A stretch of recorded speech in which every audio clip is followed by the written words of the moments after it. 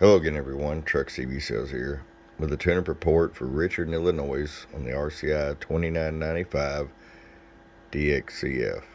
Richard, got it ready to go for you, bud. ERF 2030 Plus MOSFET upgrade in the amp section for durability. Digital echo board with some matching knobs right here where the phone jack was. Unlocked the clarifier. Of course, our tune alignment.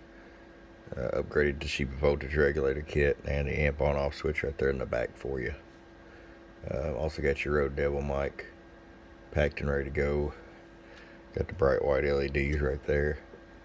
So let's get right to it, see what kind of reliable power we got. 100-watt slug, our power all the way down. Looking about 6 watts all the way down. Roll it up. 46 all the way up. I'm going to show you average power swing. Low.